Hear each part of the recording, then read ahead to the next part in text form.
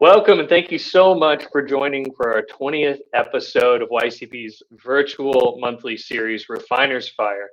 Every month, we bring Catholic leaders from a diverse set of industries to share professional and spiritual wisdom in short 30-minute live sessions. But in spite of the short length of these sessions, we hope the tips and the insights are going to be really powerful for all of us as we strive to work and witness for Christ. The name of our micro interview series, Refiner's Fire, actually comes from Scripture, as many of you have heard us describe over the months that you've been following. It comes from Malachi chapter 3, verse 2, where we learn that God is like a refiner's fire who seeks to purify us and make us the best that we can be. And that's really the whole point of this series. Through the inspiration and wisdom of these exceptional Catholic leaders, we're challenged to improve in small ways in our professional and spiritual lives. So let's be open to this spiritual journey of refinement so that in everything that we do, we can do it aiming for a higher standard of excellence that gives glory to God. So let's get right to it here. Our topic this month is how to trust God with your finances. We'll discuss how to bring God into your money decisions and handling with the wisdom that the church offers. And I'm really excited to introduce the first couple we've had on this show, Jonathan and Amanda Teixeira. Jonathan, Amanda, good Hello. afternoon. Hi, yeah, it's a pleasure to be here. Thank you. So Jonathan and Amanda are co-founders of WalletWin, a financial success program and podcast that helps everyday Catholics get intentional with their money. So we're thrilled to have you all on the show today. Thanks for having us. The first couple. All right. Yeah, it's official. Our couple. So let's get right to it. Our audience is, I think, pretty aware at this point. We'll start off with some Q&A with us together, and then we'll turn to some questions from our audience. So for those who may be new to the show, you can be typing those questions on whatever platform you're on in the comments section, and we'll get to as many of those as we can a little bit later in the show here. So Jonathan and Amanda, let's start off here. The burning question here: shouldn't we trust that God will take care of us and that we don't have to rely on money to take care of us? Let's just start there. Sure. That's such a good question, and I love it. But as Catholics, we oftentimes, a lot of the answers lie in both and. We don't just exclude one thing and kind of get rid of, accept something else. It's oftentimes both of those things. And so one of my favorite quotes about this is actually from the little book, The Way by St. Jose Maria Escriva. It's number 487. He says, "Don't worry about the financial difficulties in store for your apostolic undertaking. Have greater confidence in God. Do all things your human means permit, and you'll soon see how money ceases to be a difficulty."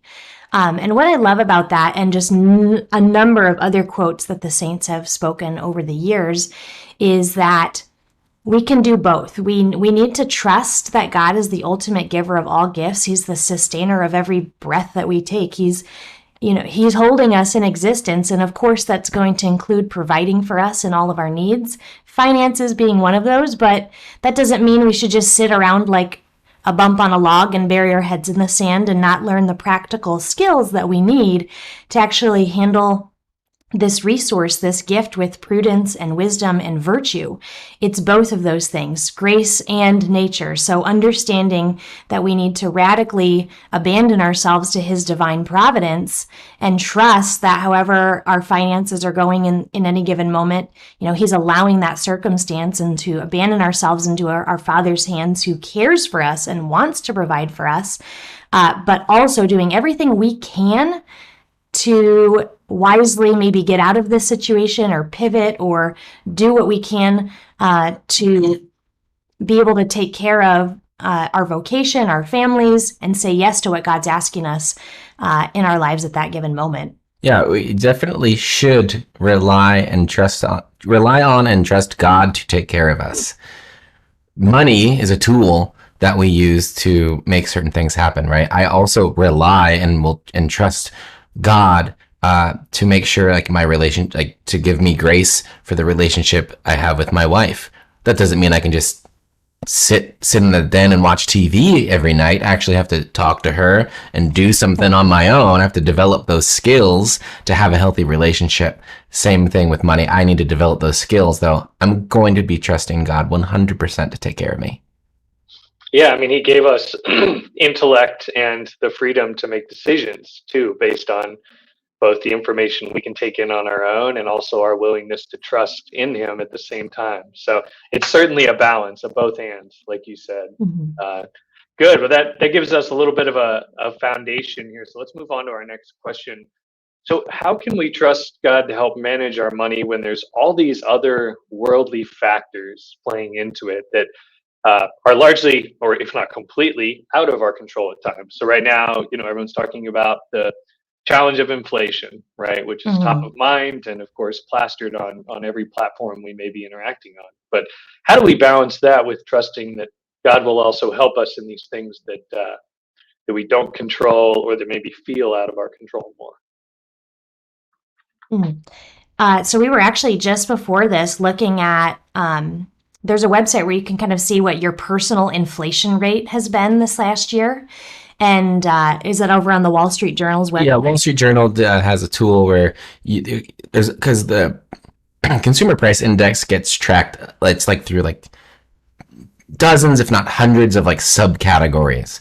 And so you can go in there and pick out which categories you actually spend on. And then it tells you your personal inflation rate. So a year ago, the inflation rate was about 5.3. The Teixeira family was experiencing about like 5.12 or so. So we were right with everybody and feeling it. And then we jump up to now, the inflation rate overall is 8.5%, but we are feeling an 11.2% inflation. So everything we bought a year ago now costs us 11% more. So even worse than what you hear in the news.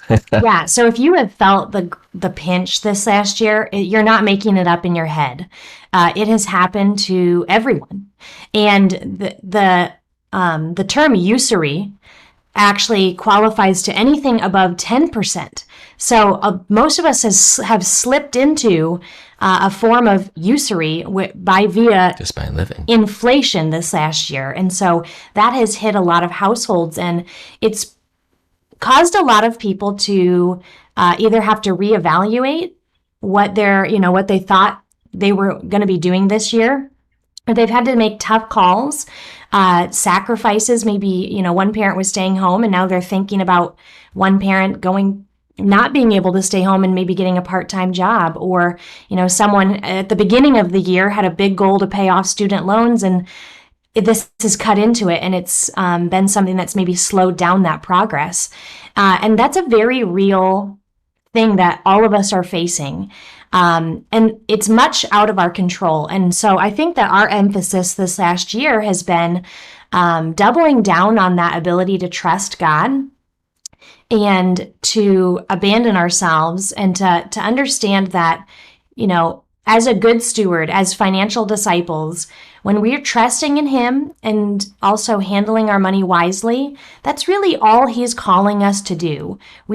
He's not calling us all to go buy a fleet of rental properties or create a giant empire, or, whatever goal we have with our money might not always be what he's asking us to do in that moment. And to understand that all we are called to do is to handle the resources he's entrusting us as best and as wisely as we can.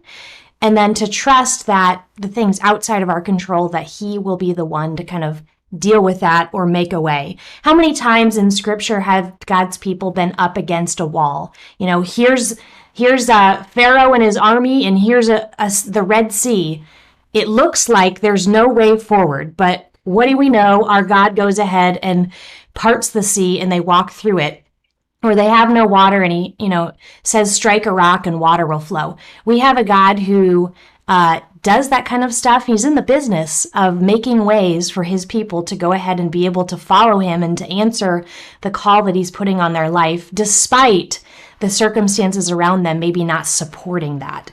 And so, be faithful in what he's asking of you, but also just know that the financial reality of all of us we might be slowing things down and making harder decisions this year, but it no way impacts our yes to what he's asking for us in our lives.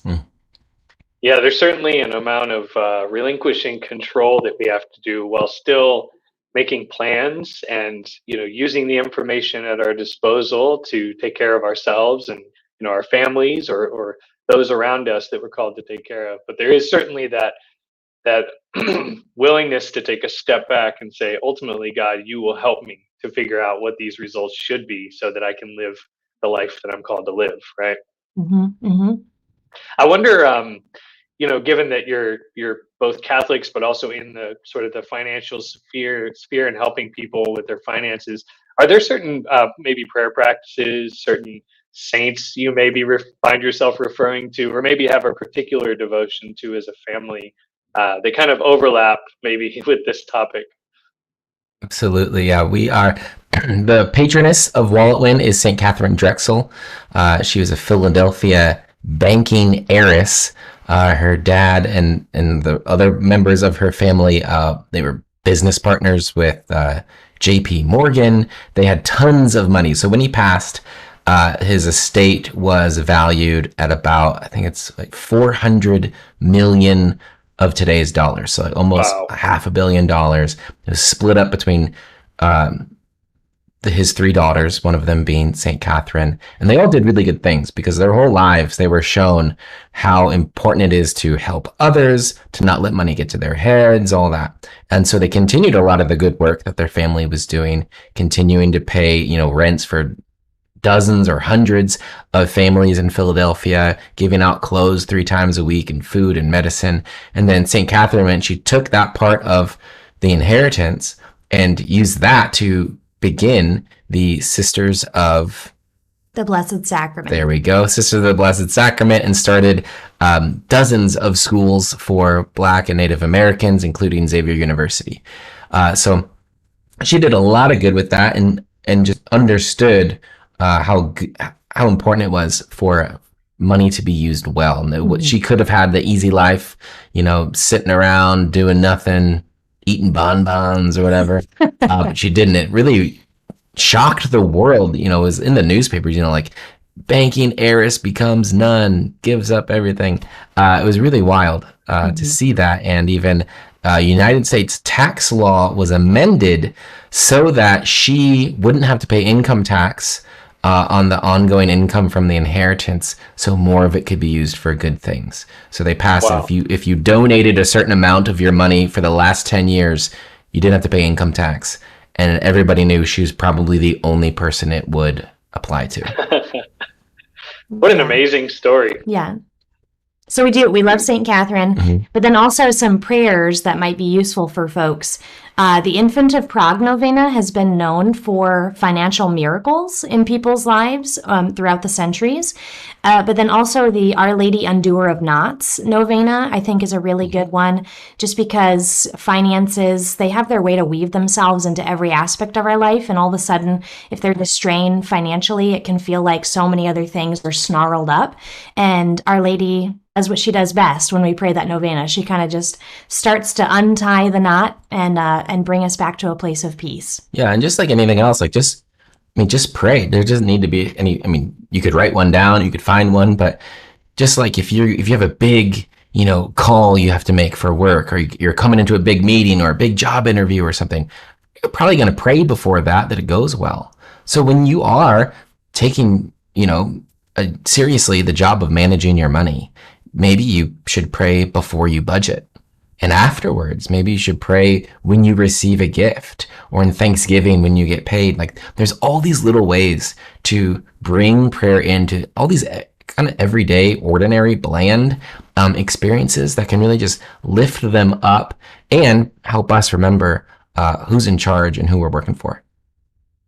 Yeah, those are great suggestions. I also think of the Surrender Novena, which is one of my personal favorites. You don't have to wait until you're in a really tight place to do the Surrender Novena. We could always benefit Right. from praying that. But yeah, some great recommendations. Yeah, and I Thank know you. one more. I know that Saint Joseph the Worker is close to YCP's heart. I also am partial to him because it's my birthday feast day. But praying to him is fantastic. So I know that's a regular prayer that you guys promote, and it's certainly a good one. Yeah, terrific. Yeah, you can imagine the financial struggles as a small business owner that St. Joseph had trying to provide for his Hmm. family as a carpenter. Yeah. Great. Well, there's obviously a lot of talk about the debt that both this generation and the next generation are taking on, and of course, one of the principles of financial independence is first dealing with the debt, and then you start building a nest egg, of kind of an emergency fund. Very generally speaking, right? But how, in the midst of all that, do we still keep in mind that we're called to tithe? At what point does tithing um, is it a good step, or should we always be keeping that in mind, even if it's a very, very, very small amount? Maybe you could offer some thoughts on that. Hmm. You can go ahead. All right, great. First on tithing, I will say Jesus doesn't want 10% of your money. He doesn't want 10% of your life. He doesn't want 10% of your heart or your effort. He wants all of it. So the way we handle every dollar needs to give glory to God and reflect our role as a good steward, our identity as a son or daughter. Now, that doesn't mean we put a whole paycheck in the collection basket, but we need to be cognizant of the way we are spending money, the places we are spending money, and the things that we're spending on or saving or whatever it is. And so giving, Jesus has fulfilled the law. It doesn't really matter if you give 10% or not. It matters if you feel it, right? So if giving 10% means, well, you can't eat anymore, you probably shouldn't give 10%. But if you could give 10% and not even notice it, well, then you need to give a whole lot more. And then that's going to vary and shift in different seasons and times of your life. Maybe, it's kind of a little bit of an interesting time when you're younger, maybe right out of school, just starting working. Maybe you don't make a lot of money quite yet, or you have a lot of obligations to pay back debt. But you don't also have a lot of other things going on. You don't have a really large mortgage or a whole passel of kids to support. And so you might have an opportunity, might be a time where you have an opportunity to give generously. That being said, yes, we need to take care of some things financially and we need to give. There are things we have to do, right? We have to eat, we have to pay, utility bills, things like that. And if giving gets in the way of those basic necessities, then it's giving too much. You're feeling it way too much. So you even throughout the whole life in your financial life, your whole life, you need to be giving in a noticeable amount so that you can give more than just your money, because then you understand the opportunity cost of giving, right? You can only spend that dollar once. So if you give it to church, you can't go out to Chipotle again. And so you're giving not just the money, but also that burrito bowl that you can't eat anymore. And so it makes the gift even better. And you get to give even more. So we have to give the whole time through. And then maybe later on, we can really ramp it up and make generosity a big part of how we handle money. Hmm. Yeah, I Yeah. think So that the best analogy is kind of like a muscle. If it's weak and atrophied and you didn't practice giving, from the first dollar you earned as a child, up to, and now all of a sudden you want to start giving in your 60s, it's probably not going to happen. But if you were somebody who is working on that, maybe you didn't learn right out the gate as a kid, but here you are in your 20s and this is your first job and it maybe is the first time earning an income. Start giving now. And oftentimes we encourage people to view 10% as a starting line and to assess kind of what does my budget look like with that being prioritized first. Okay, great. Can't eat. Let's reevaluate. But it's always been something we prioritized. 10% was the starting line from the get-go, even when we were paying off debt in our mid-20s. And then from that space, we've been able to increase that over the years. But again, the church asks us to make a sacrificial gift and to support the works of the church, each according to his ability. Yeah, and I think that's really important because I do often hear, well, once I'm out of debt, I'll start giving, which logically, rationally makes sense, right? You're prioritizing paying off debt first, which is a noble pursuit, a worthy pursuit. But there's got to be some small amount you could start with in the midst of that that may take a little bit more sacrifice than maybe it would if you just had all of your, funding going, all of your revenue going to debt as much as possible, right? So yeah, it's all, and that's really that can be a tricky spot to get yourself into then, especially when it comes to giving and being generous and using some of your money to further the kingdom, because then it's, once I get out of debt, I'll give. Well, once I get a new car, I'll give. Once we finish that addition, once we buy the house, and then you find yourself 60 years old with a shriveled up giving muscle that can hardly lift a dollar bill. Exactly. We're gonna go through these next two questions real quickly here. Just a reminder to our audience that we are about to switch over to some questions from you, so you can be typing those in on the platform. So our mission here is to work in witness for Christ at YCP. So how does managing our money help us also be evangelists for Christ? I think it manifests in a few different ways. One, when you aren't freaking out and worried and stressed out about money, you're just able to show up better in your life, whether it be to your neighbors, your friends, your coworkers, whatever God might be asking you to do. You're just able to give a more abundant, free yes, and to love people better because you're not preoccupied with, oh my goodness, you're not financially hijacked, if you will. But then as far as like in the workplace, I think I forget the statistics right now, but when you are worried about finances, I think they're saying like 30% of time of somebody sitting at their work desk when they have financial pressure in their life, they're distracted and they're not working as well. And so now it's compromising your ability to show up in your job and maybe impacting your employer. And so, as somebody who employs other people, that can be something that's very stressful. That's not a time when you should be spent worrying and wondering about that kind of stuff. And so I think it not only helps you show up in your personal life better, but then if you can figure out the financial aspects and take care of that, you're a better employee and somebody who adds more value to the team and is not checked out on the side dealing with your own things. And so it's just going to help you show up in literally every area of your life better. Mm-hmm. Yeah, we know how important personal witness is in communicating the faith. So we know, yes, I should probably be treating my family different. I should be treating my spouse different. We should be handling, human sexuality different than the world would say. Well, we should also be handling our money differently. And if somebody were to see even some of our financial transactions and the way we are generous with others, they go, there's something different about you. What's going on? Mm-hmm. And that's an opportunity to share the gospel.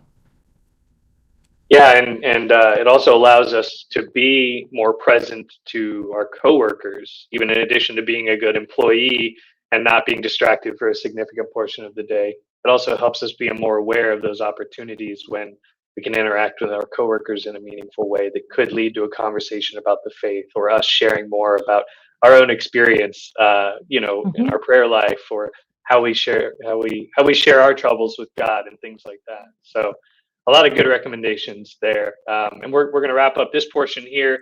I know you have a workshop coming up later this week. Could you tell us briefly about that and where people can find more info? We do. Straight out of kind of the pressure that people have been feeling with inflation, we designed the Good Steward Workshop, and we're going to share with people how to invite God into their finances, how good stewards save and earn money, and then how we can live financial discipleship for a lifetime. So head on over to thegoodstewardworkshop.com and you can get your seat there. We start this Thursday, August 18th.